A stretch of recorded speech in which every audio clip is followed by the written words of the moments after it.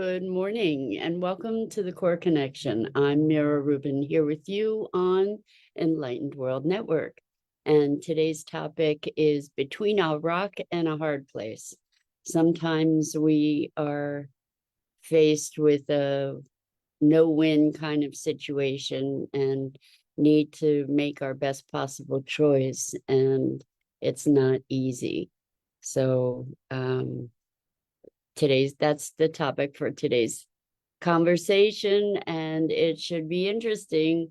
So before we get started, let's just take a couple minutes to get present. Let's take a deep breath in through your nose and hold it. And imagine clean, crisp oxygen flooding your lungs, flowing into your bloodstream, nourishing all your cells, all your organs, bringing vital life energy to your body and being. And as you exhale any tension, stress, negativity, fatigue. And now let's take another deep breath in through your nose and hold it. This time, imagine brilliant, bright light lighting you up from the inside out, illuminating, electrifying, and energizing all your cells, all your molecules, your electrons, creating a brilliant beam of light and energy from your heart out into the world. And as you exhale any remaining tension, stress, negativity, fatigue. And now let's press our palms together. Vigorously rub your hands together to feel the friction, the pressure, the temperature, the motion, all those sensations, including the tickling and tingling when you stop, and allow all of those sensations to bring you present right here, right now, into this remarkable physical form that enables you to experience life. Welcome, welcome, welcome. Good morning, Rosalind. So good to have you here with us this morning. And welcome to you and everybody else who's joining us. And today we're talking about between a rock and a hard place. So sometimes we need to make choices that are kind of the lesser of two evils, or the less worse choice. And that's a hard place to be. And the question is, how do we navigate that when we are faced with a choice to make and both options are not our desire? Both options are painful. How do we choose? And what's the right thing? Like, is there a right thing? Is there a right choice? And when we're in the place of making those difficult decisions, it may be that we complicate the issue by trying to believe that there's a right choice. Sometimes it's not that clear. Sometimes it's not right or wrong. Sometimes it's just difficult. And so when a choice that we make causes pain to self or others or both, how do we navigate that choice? How do we prioritize something that is a conflict, for example, of our personal values versus like enabling somebody else or somebody else's pain or discomfort? So this comes about with as a result of a situation with a client where I really felt very clearly that I wasn't benefiting them, that therapeutically I wasn't benefiting this person. And I felt that it was inappropriate for me to continue to receive payment for not being able not being able to help them. They, on the other hand, felt that I was helping them. And it was clear to me that that our work wasn't progressing. And it was a tremendously deep frustration for me, caring as much as I do for this person. And so it's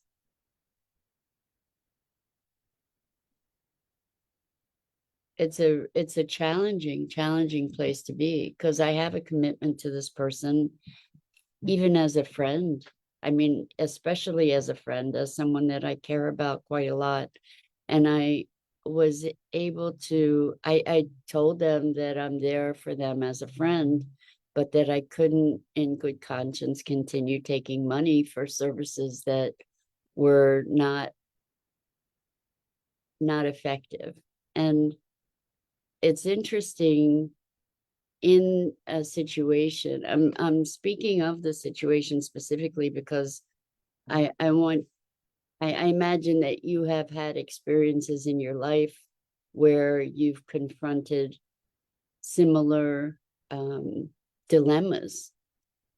And the question, that I came away with, because I've been contemplating this for a long time, to look at, well, am I making a difference? And they had assured me that I was in the past, and I let it go on, and it just came to the place where it just felt so internally out of integrity for me to continue that aspect of our relationship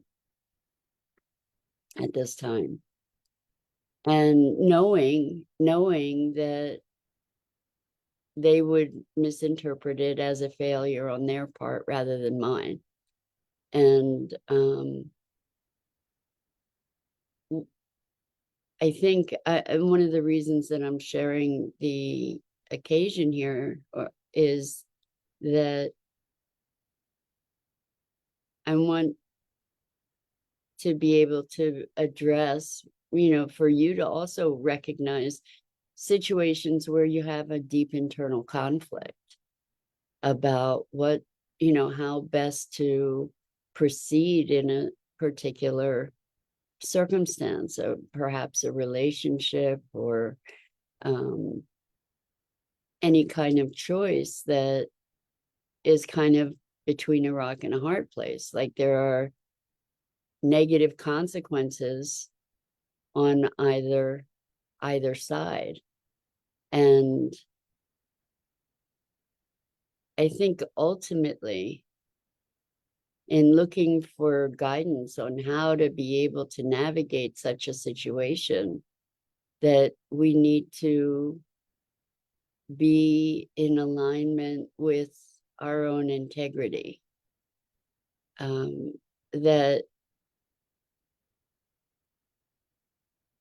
That is our North Star. And it's not necessarily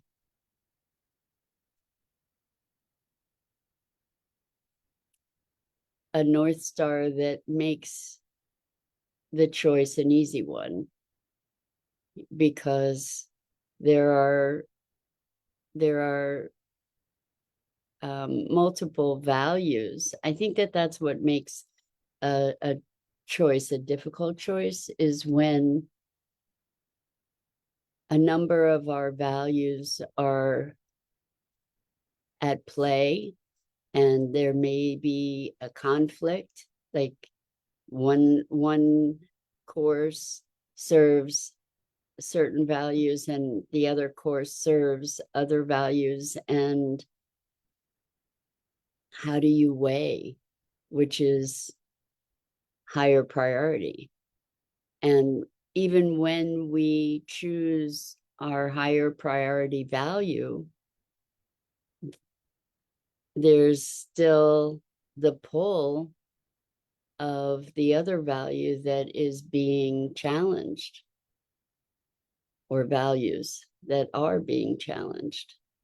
And it's very interesting. It's a very interesting mirror for us to hold up to ourselves, to look at, well, what is motivating that choice? Like, why this choice instead of that choice?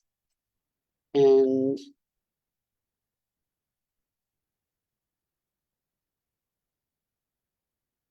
it's interesting too, because what's coming up is the pleasure pain factors, values of service. When does service become sort of a codependency, or a an ego-driven kind of thing? And also, when does service become sacrifice?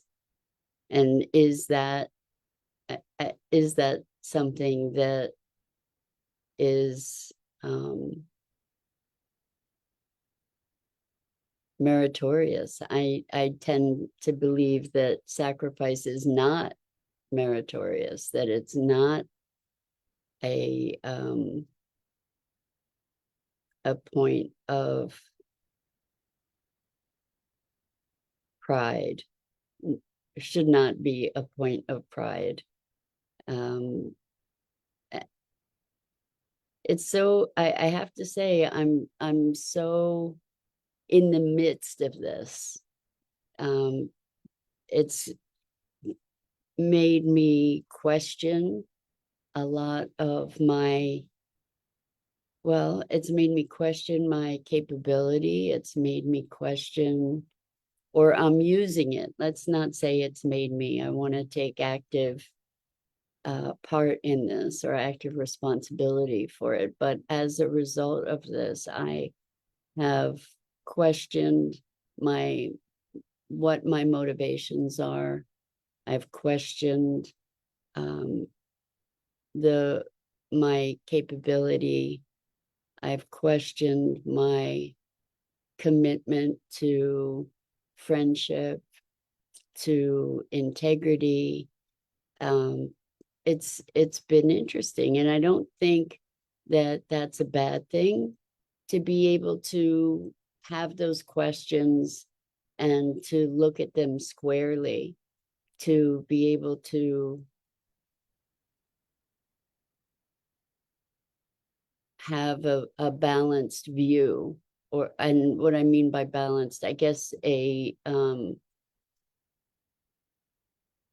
broader perspective, to be able to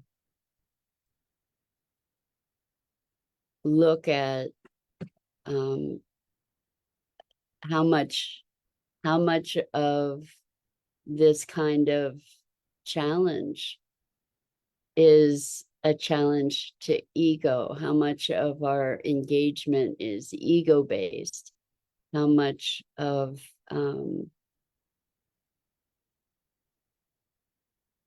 the reasoning is rationalization and self-justification. And I think it's good to be able to look at that, how to be able to look at, where am I in this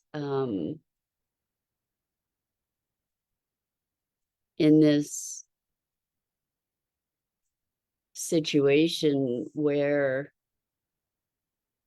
I'm trying to find some kind of equitable balance, some kind of best course of action, do the right thing, like there's a right thing. And what shows up in this situation is that there's not a right thing. And ultimately, the way that I chose to navigate it was to honor my internal, that like this very, very strong internal impulse to say, this isn't good. We can't continue this way, because it's not good for you. It's not good for me. And we just need to shift the dynamic here. And so I wonder, I'm really curious how you have navigated situations like that. Is it like, do we have to get to a place where the pain is so acute that we just can't ignore it, that we can't walk around it, we can't dance around it, we have to actually take action, even though the action may be undesirable, even though like the whole situation is undesirable. So we can look at this, people staying in relationships that are toxic. And I'm not saying this was toxic, but it actually is related, this notion of staying in a toxic relationship. What is it that will ultimately allow us to extricate ourselves from a relationship that we know is toxic, especially if this relationship that is toxic also gives us lots of goodness? So there's lots of goodness and there's lots of not goodness, or lots and lots of pain. And how do we extricate ourselves from that kind of relationship, or a cycle of toxicity, when you crave the goodness and you get devastated by the badness? And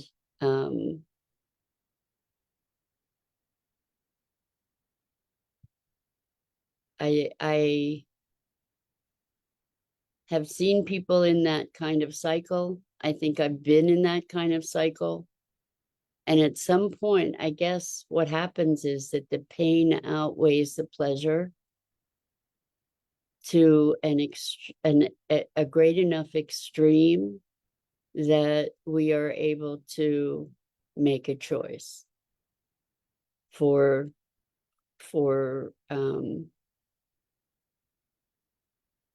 another option. I liken this, maybe this is similar in some way to addiction, where it has to get so bad that there's a willingness to make an extremely difficult choice. And I guess the question is, how do we justify these difficult choices? Do we say it's for their good, like the other person, for our good, for a combined good, for, like, how are we to navigate those situations? I mean, the thing that we talk about here a lot is being in alignment, finding your deepest balance, finding your own deep integrity and honoring that. And the thing is that it can be so tempting sometimes to push the boundaries of that integrity in order to help someone else. And I'm putting help in big quotes, in order to try to in the considering of someone else's need over your own. And I don't believe in sacrificial service, actually.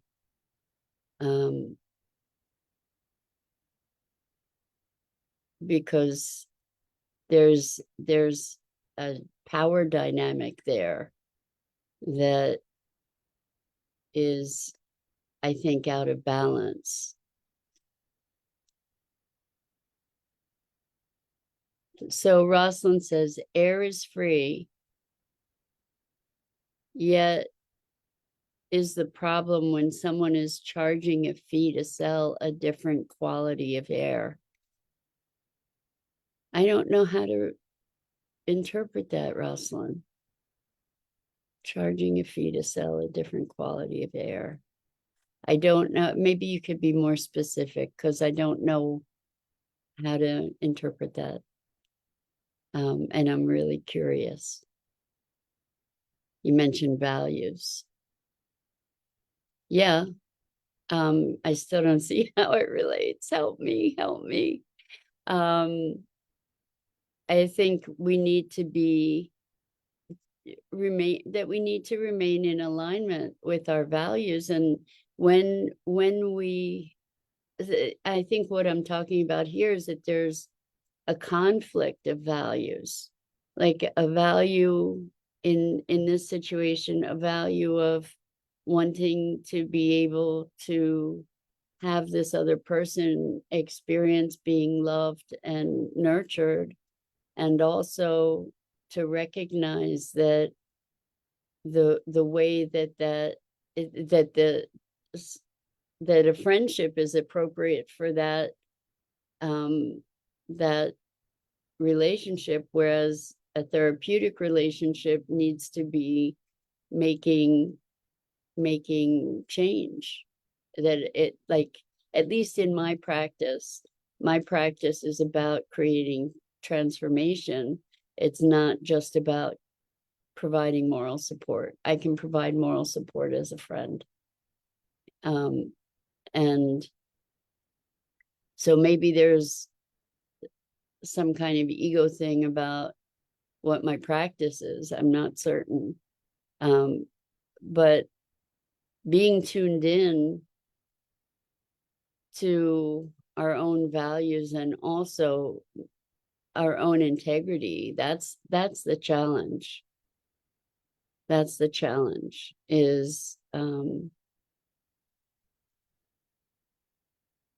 to be able to find that place of integrity, even when the situation is very nuanced, and to recognize that we make the best choices that we can make in a moment,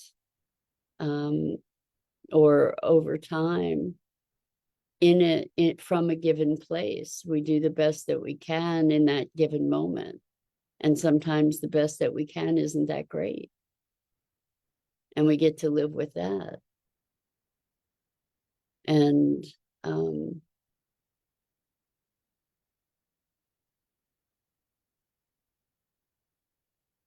it's sobering. It's sobering and it's humbling to be confronted with, I guess, to be confronted with choosing one's own values over the values that are expressed explicitly by someone else when they don't align. Like holding true to our own compass, even in the face of disapproval or negative emotional impact on somebody else, even though we want not to be hurtful to others, knowing that being true to yourself is going to be hurtful to somebody else. What do we choose in that scenario?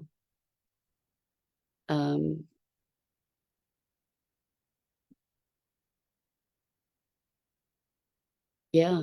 It's interesting. It's interesting to look at and to try to decipher how to honor ourselves and others in these situations where we're faced with difficult choices. And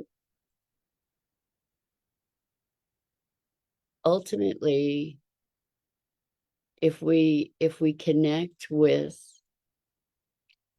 that deepest integrity, that deepest sense of, I think our body knows.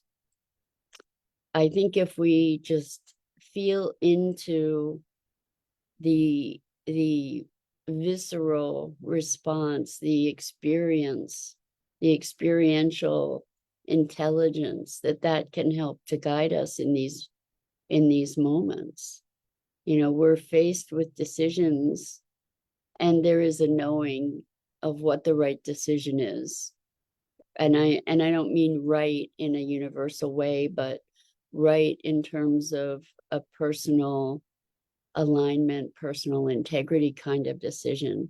I think that we actually do know that, like in our gut, we know that, for example.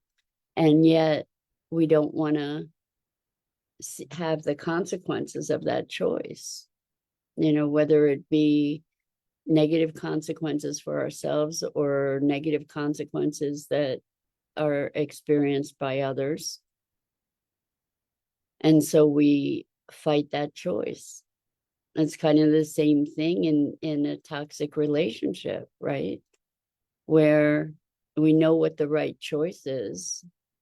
And again, right in quotes, because it's a mitigated, it's not a black and white kind of term in this instance, for sure. We know what the healthier choice might be, but we find all kinds of reasons to not make that choice because there are other compelling reasons to not make that choice, even though ultimately that's the choice that needs to be made. So there's avoidance and denial and conflict, resistance, all kinds of emotions around making that choice. And so I think it's important to bring curiosity.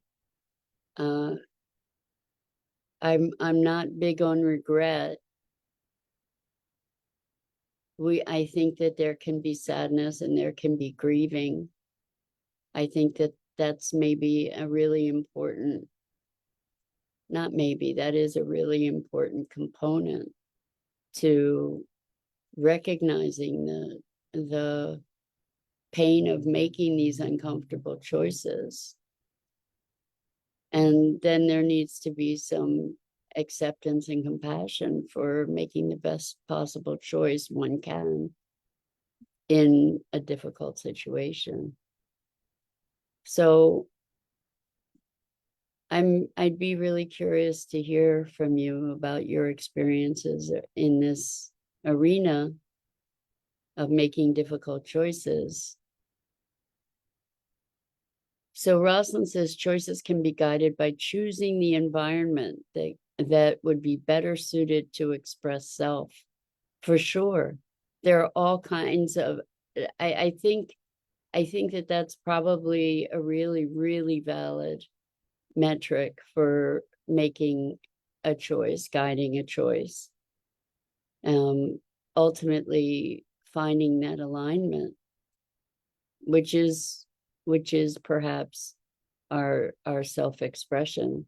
But when it's self-pitted against other in a way, and the intention is to create wholeness, how do we navigate that? I don't think I don't think it's an easy or a black and white kind of situation or answer. Super challenging, super, super challenging. And I really appreciate your engagement in the conversation. It's not an easy conversation to have. And sometimes we muddy our own guidance because we don't like the answer. We talked about that yesterday, listening and then finding answers that we don't like, but being willing to follow those answers, being willing to follow that guidance is probably our greatest our best path of action, even though it's hard sometimes. So Rosalind says it can seem daunting to plant new seeds. Just watering and keeping the soil fertilized can be enough until the season inspires, create something new.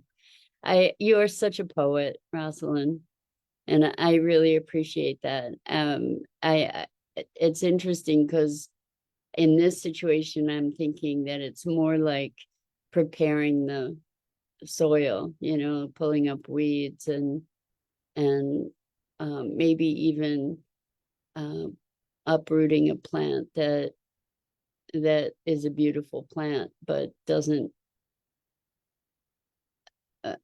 fit in the garden somehow. I don't know. It's allowing things to emerge step by step. I think that's a big part of what you're saying. I'm really appreciative of that. Anyway, that's it for this morning. I so appreciate the opportunity, really, truly, to talk through these things and challenge ourselves to find our way of integrity and wholeness and alignment. So that's it for today. I'm Mira Rubin. This is the Core Connection, and I go live here each weekday morning on the Enlightened World Network Facebook page and YouTube channel at 9 a.m. Eastern. And I invite you to check out the other awesome programming on Enlightened World Network and Enlightened World Living. And again, such deep gratitude and appreciation to you for the opportunity to muddle these things through together. So until next time, so much love to you.